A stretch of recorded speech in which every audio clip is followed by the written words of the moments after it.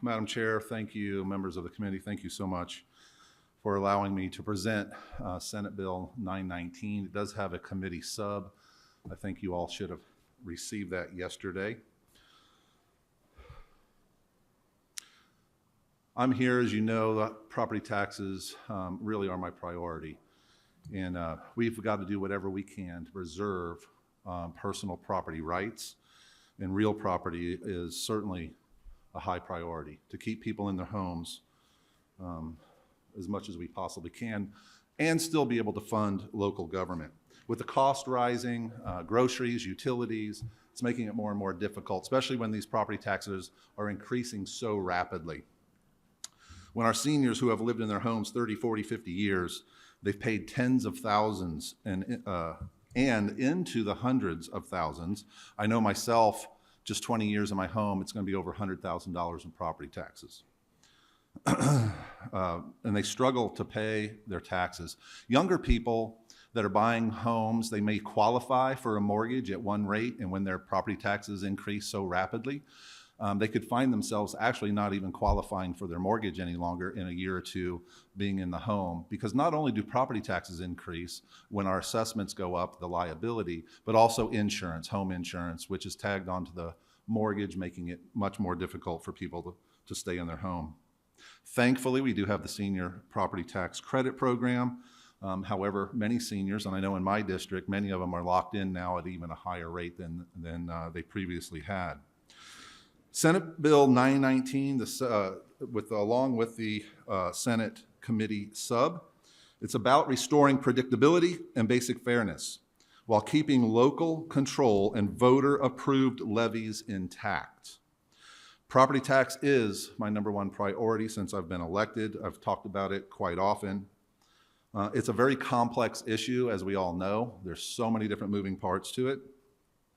But I believe that the foundation of this particular bill is a solution and a common sense and practical base that we can begin with.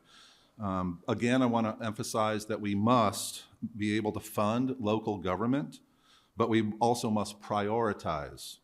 The #1 way we grow wealth is home ownership and generational wealth.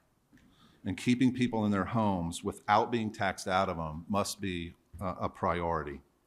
So this bill does this. It caps property tax liability. It does not cap assessments at 5% every assessment cycle or consumer price index, whichever is less. And that's across all property subclasses. So again, this cap does not affect assessments.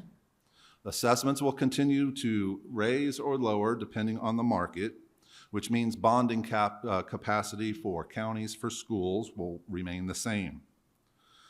This cap will be implemented in the form of a tax credit, very similar to the senior property tax credit program.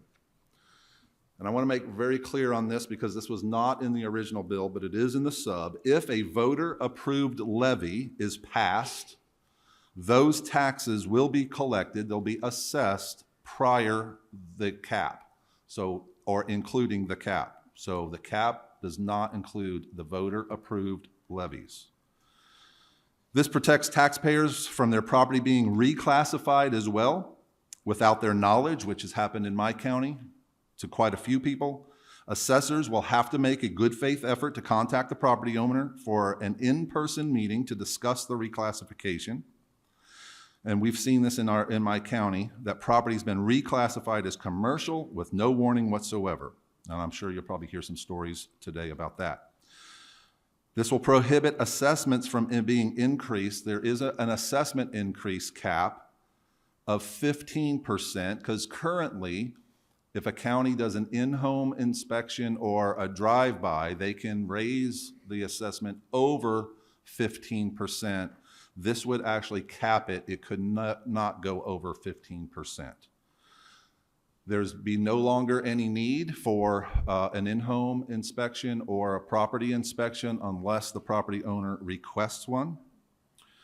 There's a personal property tax liability portion of this bill that would prohibit an increase on personal property tax or vehicles, tractors, and things like that. that currently own personal property, whatever it was assessed during the 24 assessment cycle, it could not raise above that.